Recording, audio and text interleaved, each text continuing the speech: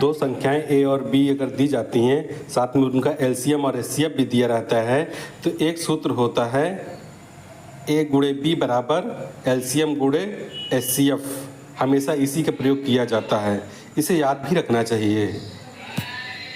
यहाँ पर ए गुणे बी बराबर 1280 है, एलसीएम पूछा है और एचसीएफ 8 दिया गया है, तो इसको यहीं पे हल कर लेंगे। 8 से दूसरी तरफ डिवाइड कर देंगे, 8 एकम 8, 4 बचे 8 छंग 48, 0। एलसीएम बराबर 160, यही हमारा उत्तर है।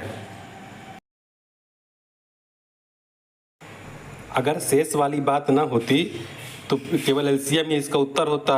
चूँकि यहाँ पे शेष की बात हो गई है, इसलिए एलसीएम प्लस शेषफल इसका उत्तर होगा।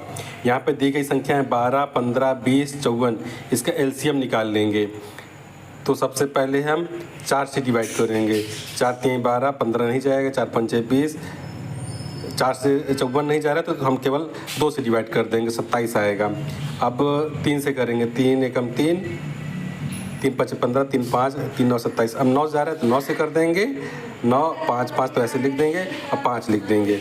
9 3 27, 5 चौक 20, 27 दूना 54, 540 प्लस 4 शेष 544, यही हमारा उत्तर है।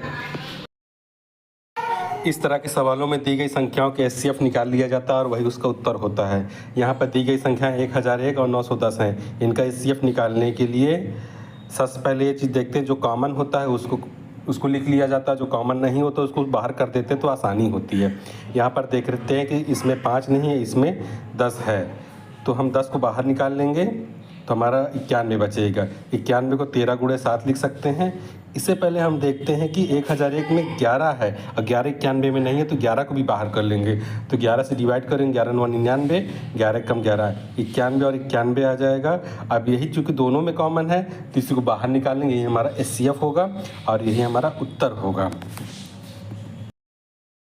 दो संख्याओं के लासा और मासा के लिए हम जानते हैं कि एलसीएम गुणे एचसीएफ बराबर होता है ए गुणे बी, जहाँ ए गुणे बी दोनों संख्याएं हैं।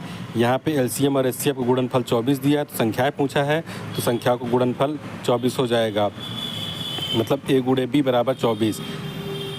अब हम इसको विकल्प से देखेंगे कि किन दोनों में से दोनों संख्याओं को गुणनफल 24 हो जा रहा है, तो 6 और 4 में 24 है। बाकी यहाँ पे अंतर भी इन दोनों का 2 दिया हुआ है, तो विकल्प बी सही है, 6 और 4। इसको बिना विकल्प से लगाने के लिए हमारे पास एक अन्य रास्ता ये है कि संख्याओं को गुणनफल 24 दिया गया है, माना संख्याएं ए और बी हैं और संख्याओं को गुणनफल 24 है, मतलब a इंटू बी बराबर 24 और a माइनस बी बराबर 2।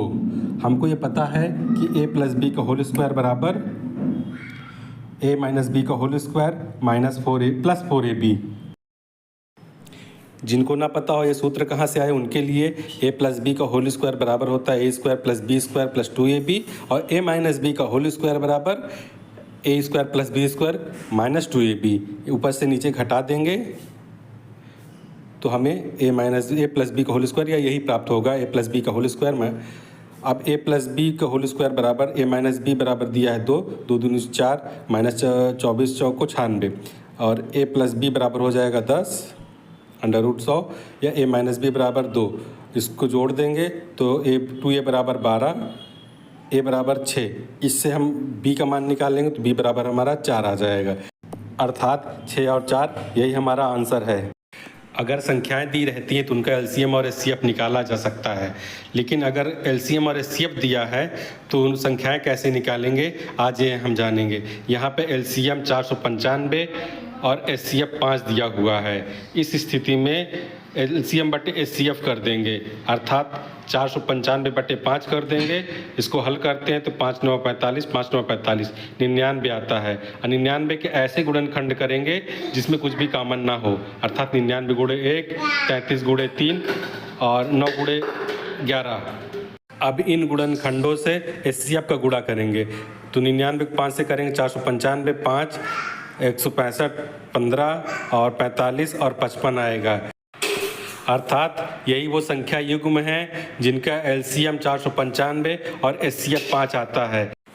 प्रश्न के अनुसार संख्याओं का योग 100 है तो 45 और 55 का योग ही 100 होता है, अतः इनका अंतर 10 होगा और ये हमारा उत्तर है। एलसीएम और एचसीएफ में एक संबंध ये होता है कि एचसीएफ एलसीएम से छोटा या बराबर हो सकता है और एचसीएफ एलसीएम का फैक्टर होता है। निम्नलिखित में से एचसीएफ 8 है तो किन किन संख्याओं का फैक्टर 8 हो सकता है, ये आपको देखना है। इसका उत्तर आपको स्वयं बताना है। यहाँ पर हाईएस्ट लंबाई पूछा गया है, इसलिए दी गई संख्याओं को एचसीएफ निकाल लेंगे, वही उत्तर होगा। सबसे पहले सभी लंबाइयों को सेंटीमीटर में व्यक्त कर लेंगे, अर्थात 700 सेंटीमीटर, 385 सेंटीमीटर, 1295 सेंटीमीटर। इनका एचसीएफ निकालेंगे तो हम देखते 5 से कट रहा है, 5 एकम 5, 5 चौक 20, 0, 5 सत्ते 35, 5 सत्ते 35, 5 दूनी 10, 5 हम 25, 5 9 45। हम अब देख रहे हैं कि 2 और 5 सबको नहीं काट रहा है, इसलिए 5 दूनी 10, 10 अलग कर देंगे तो 140 में 14 बचेगा।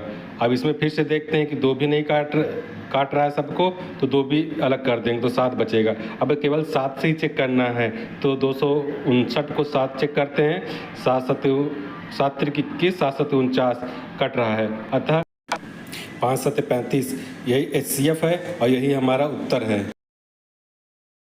इस सवाल में सबसे बड़ी संख्या निकालने को कहा गया, इसलिए एचसीएफ निकालेंगे। चूँकि शेषफल एक समान रूप से है तो सबसे पहले 136 में 64 घटाएंगे, 238 में से 136 घटा देंगे। जो भी संख्या आएगी उसका हमको एचसीएफ निकालना है। तो 136 में 64 घटाएंगे 72 आएगा और 238 में से 136 घटाएंगे 102 आएगा। 72 और 102 का एचसीएफ निकालेंगे। सबसे पहले 2 से काटेंगे तो 2 एक कम 2, 2 3 6, 2 6 12, 2 5 10, 2 एक कम 2। अब 3 से कटेगा तो 3 एक कम 3, 12 3 36 और 17 तिरक 51। 12 और 17 में कोई भी कॉमन नहीं है, इसलिए आगे छोड़ देंगे। 2 और 3, 2 3 6, यही हमारा एचसीएफ होगा और यही हमारा आंसर भी होगा। यहाँ 7 से गुणज की बात ना होती तो दी गई संख्याओं का एलसीएम निकाल के उसमें 4 जोड़ दिया जाता, वही हमारा आंसर होता। परंतु 7 से गुणज की बात है, इसलिए सबसे पहले 6 9 15 और 18 का एलसीएम निकाल लेंगे।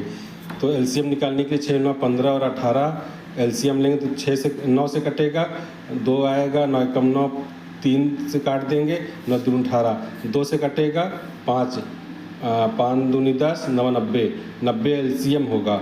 अब इसको आगे निकालने के लिए 90 m प्लस 4, इससे हम m बराबर 1 2 3 आगे करके हीट एंड ट्रायल मेथड से चेक करते जाएंगे संख्या 7 से कट रही कि नहीं। तो 90 प्लस 4 94, 7 से नहीं कटेगी। 180 प्लस 4 भी 7 से नहीं कटेगी।